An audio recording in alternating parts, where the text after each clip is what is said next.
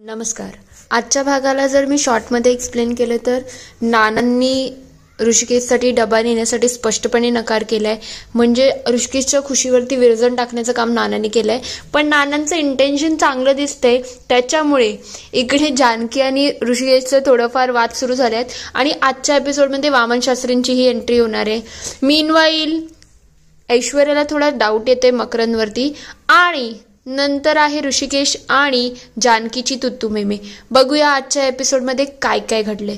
नमस्कार. आजच्या भागात आपण बघणार आहोत इकडे सुमित्राने डबा तयार केलेला असतो तेव्हा ती म्हणते चला चला लवकर जा आणि ऋषिकेशला डबा द्या, म्हणजे तो कुठे काय आहे ते आपल्याला समजायला पाहिजे.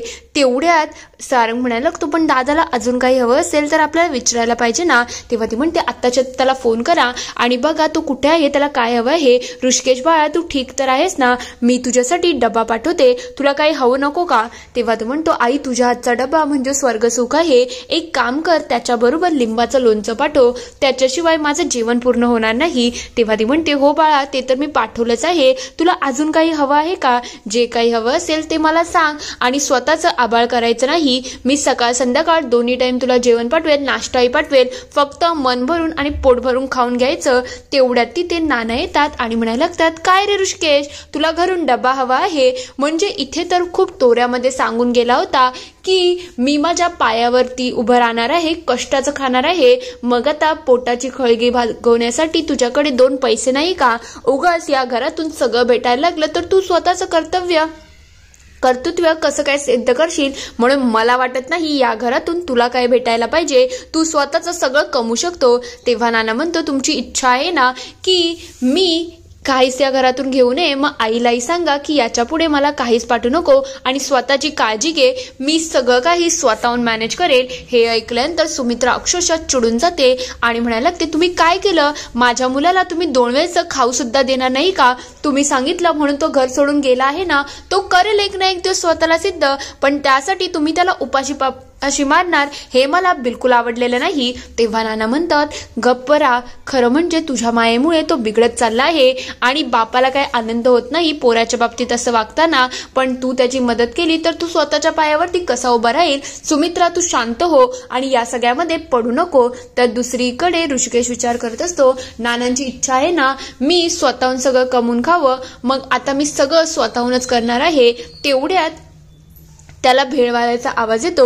ऋषिकेश त्याच्या जवळ जातो आणि म्हणतो मला 5 भेळ द्या. तेव्हा तो म्हणतो दादा तुम्हाला 5 भेळ पाहिजे, त्याही आत्ता. तो म्हणतो काही प्रॉब्लेम आहे का, तू सांग किती पैसे. 100 रुपये देऊन ते 5 भेळ घेऊन जातच असतो. तेवढ्यात तिथे जानकी येते आणि म्हणते असं वाटते आमच्या चाळीमध्ये बकासूर आलेला आहे, आता एवढी भेळ खाल्ली तर तू जेवणार कसा. तेव्हा तो म्हणतो तुला काय प्रॉब्लेम आहे ग, मी काहीही खाऊ आणि कितीही खाऊ, माझा डाएट सुरू आहे त्याच्यामुळे मी भेळ खाणार आहे. तेव्हा ती म्हणते अच्छा तुझी चरबी कमी करायची असेल ना. तेव्हा तो म्हणतो चरबी काय बोलतेस ग. तेव्हा ती म्हणते अरे तुझा काहीतरी गैरसमज होता, हे चरबी म्हणजे अरे तुझं फॅट कमी करायचं असेल असं बोलली, दुसरं माझं काहीच इंटेन्शन नव्हतं. तेवढ्यात ऋषिकेश आत जातो आणि भेळ खायला सुरुवात करतो. दुसरीकडे इकडे सुमित्रा काळजीमध्ये असते. तेव्हा ती वामन शास्त्रीनं म्हणते माझा मुलगा थोडा उधळ आहे, पण त्याच्या आयुष्यामध्ये सतत का संकट येतात मला तेच समजत नाही, काहीतरी मार्ग असेल ना.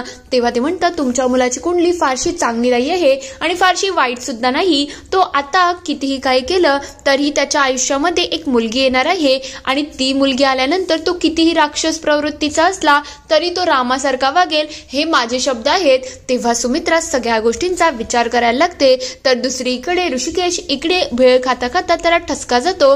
जानकीचं लक्ष त्याच्याकडे जातं आणि जानकी लगेच त्याच्यासाठी पाणी घेऊन येते.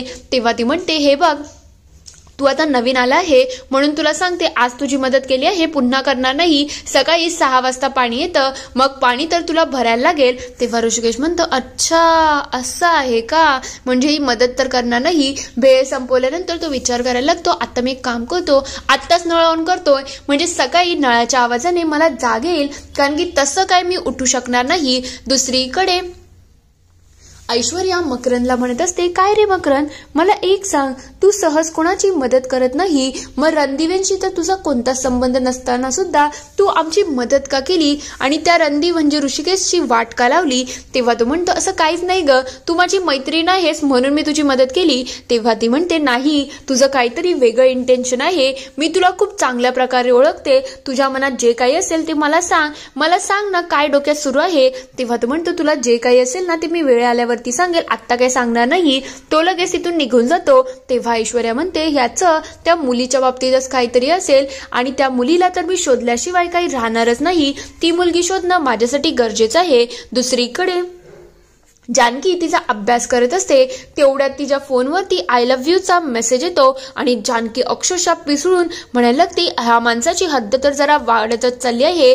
पहिले फक्त मला ब्लँक कॉल करायचा, आता मेसेज सुद्धा पाठवतोय. काय रे, तुला समजत नाही का? असं कोणत्याही मुलीला तू कसं काय मेसेज पाठवू शकतो? तेव्हा तू म्हणतो, माझं खरंच तुझ्यावरती प्रेम आहे. तेव्हा ती म्हणते, हे बघ, एवढंच तुझं प्रेम असेल ना, माझ्या समोर येऊन बोलून दाखव, हे असे फोनवरती ब्लँक कॉल करणं बंद कर. तेव्हा तो लगेच फोन कट करतो. जानकी इकडे थोडी भडकलेलीच असते. तेव्हा मकरंद स्वतःला म्हणत असतो, एक दिवस मी तुझ्या समोर येईल आणि आपण देवा ब्राह्मणाच्या साक्षीने लग्न सुद्धा करू, पण तू पहिले माझं प्रेम तर एक्सेप्ट कर. दुसऱ्या दिवशी सकाळी जानकी इकडे पूजा करत असते. जशीच तिची पूजा होते, तिचं लक्ष जातं की बाजूच्या रूम मधून पूर्ण पाणी पाणी झालेलं आहे. ती लगेच दार वाजवायला सुरुवात करते आणि म्हणते, तूने तर स्विमिंग पूल बनवायला घेतला आहे, दार उघड, दार उघड, दार उघड. ऋषिकेश झोपलेला असतो. त्याला कशीबशी जाग येते आणि तो दार उघडतो. तेव्हा त्याला समजतं की घरामध्ये पूर्ण पाण्याचा वर्षावत झाला आहे. तेव्हा ती म्हणते, काय केलंय तू? अख्ख्या घरामध्ये पाणी पाणी झालं आहे, हे काही बरोबर आहे का? तेव्हा ती म्हणायला लागतो, हे माझं घर आहे, हे मी काही करू शकतो आणि तसंही तू सांगितलं होतं ना सकाळी पाणी येतं आणि तेवढ्या सकाळी मला उठायची सवय नाही म्हणून मी नळ चालू ठेवला. तेव्हा ती म्हणते, अरे पण तुझ्यामुळे सगळ्यांना त्रास होऊ शकतो, याचा तू एकदा तरी विचार करतोय का? स्वतःच्या मनात जे येईल ते वागतोय, हे वागणं अगदीच चुकीचं आहे. तेव्हा तो म्हणतोय, हे माझं घर आहे, हे मी काही करू शकतो, तू जाग इथून, नको माझी मदत करू. ती लगेच त्याची मदत न करण्याच्या हेतूने तिथून निघून जाते. दुसरीकडे सुमित्रा थोडी चिडलेली असते. तेव्हा नाना म्हणतात, काय ग, तुम्हाला चहा देणार आहेस का नाही? तेवढ्यात तिथे सौमित्र येतं. दोघंही सौमित्रेला मधला बाण बनवतात आणि एक दुसऱ्यावरती बाणाने वार करायला सुरुवात करतात. तेव्हा सुमित्रा म्हणते, सौमित्र, त्यांना सांग की चहा तिथे ठेवला आहे, माझ्या मुलाला तर बाहेर पाठवलं आहे ना कष्टाचं खाण्यासाठी, मग आता स्वतःहून स्वतःचा चहा तरी घ्यायला यायला पाहिजे.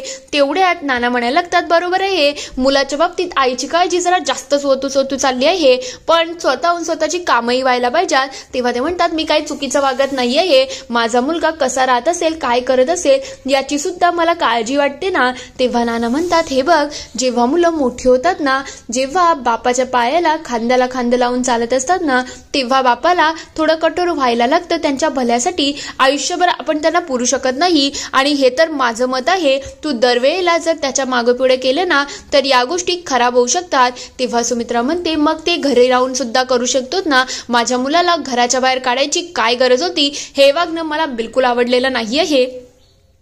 तेवढ्यात नाना त्यांच्या जवळ येतात आणि म्हणतात, सुमित्रा, मला समजत नाही का, तू हे सगळं मुद्दाम करत आहे तुझ्या मुलाला घरी आणण्यासाठी, पण याचा काहीच उपयोग होणार नाही आहे. यावेळेला तो स्वतःला जोपर्यंत सिद्ध करत नाही ना तोपर्यंत मी काय त्याला ऐकून घेणार नाही. सौमित्र त्यांच्या दोघांच्या भांडण्यामध्ये अक्षरशः वैतागून गेलेला असतो. तेवढ्यात सौमित्र म्हणायला लागतो, आई, नाना तर गेले. तेव्हा ते म्हणतात, जाऊ दे, तसंही त्यांना सतत माझ्या मुलाच्या विरोधातच बोलायचं असतं. काय माहिती माझ्या मुलाचं काय आणि कधी चांगलं होईल, कधी ऋषिकेश सुखाने जगेल, हे मलाच समजत नाही. दुसरीकडे जानकी खूप चिडलेली असते. ती रागारागामध्ये चहा बनवायला घेतले आणि म्हणते, हा उडाणटप्पू आहे, याची मदत करायला मी गेली आणि तो आता माझ्यावरती धावून आला आणि मला अकल, स्वतःला समजतोय तरी काय, काय म्हणतोय स्वतःला? तेव्हा काका विचारतात, काय झालं, तू एवढी का चिडली आहे, सगळं ठीक ना? तेव्हा ती म्हणते, ते आपले बाजूला शेजारी आले आहेत ना, त्यांनी घरामध्ये नळ चालूच ठेवला होता आणि त्याच्यामुळे सगळीकडे पाणी पाणी झालं होतं. मी जाऊन तो नळ बंद केला तरी सुद्धा तो माझ्यावरती ओढतला. आता म्हणतो ऋषिकेश रणदिवे. तेव्हा काका म्हणतात, काय म्हणाली तू, ऋषिकेश रणदिवे? तेव्हा ती म्हणते, हो, त्यांच्याशी माझा एवढा काही संबंध आला नाही, पण मी जिथे काम करते ना तिथे काहीतरी इव्हेंट करायला आले होते, पण तो इव्हेंट सुद्धा फ्रॉड आणि हा माणूस सुद्धा फ्रॉड आहे. तेव्हा ते म्हणतात नाही, काहीतरी गैरसमज होत आहे. तुम्ही जे नाव सांगितलं ना ऋषिकेश रणदिवे, हा नाव खरंच खूप मोठं आहे आणि तुला माहिती आहे का, तो गरजूंची मदत करतो, सगळ्यांसाठी उभा राहतो आणि सगळ्यांचा चांगल्याचा सुद्धा विचार करतोय. तुझा काहीतरी गैरसमज होणार आहे, कारण की त्यांचे वडील आहेत ना ते खूप मोठे प्रस्थ आहेत. आणि ऋषिकेश रणदिवे म्हटलं तर लहान मुलांच्या शिक्षणासाठी सुद्धा तो खूप मदत करत असतो, सगळ्यांसाठी झटत असतो. तेव्हा ती म्हणते हे सगळं तर मला माहितीच नव्हतं. तेव्हा ती म्हणते तुझाही त्याच्या बाबतीत गैरसमज होत आहे, तो खरंच खूप चांगला मुलगा आहे याची मला खात्री आहे. इथे एपिसोड संपतो. पुढील भागात आपण बघणार आहोत, इकडे सौमित्राला सांगत असते, तुला माहिती आहे का, मी आज वामन शास्त्रींना भेटली आहे आणि त्यांनी सांगितलं आहे ऋषिकेश जितका आता उधळ वागत आहे ना, तेवढंच त्याच्या आयुष्यामध्ये एखादी मुलगी आली की त्याचं आयुष्य बदलणार आहे. पण ती मुलगी कोण, कधी येईल, काही आयडिया लागता येत नाही. तर दुसरीकडे ऋषिकेश इकडे त्याच्या कामामध्ये असतो, तो कसं बसं घर स्वच्छ करत असतो. तेवढ्यात तिथे जानकी येते आणि म्हणायला लागते, हे बघ, हे पुसायचं आहे आणि हा मॉपर आहे, आपण दोघांनी हे घर लवकर स्वच्छ करू शकतो. तेव्हा तो म्हणतो, अच्छा, तू माझी मदत करायला आली आहे का.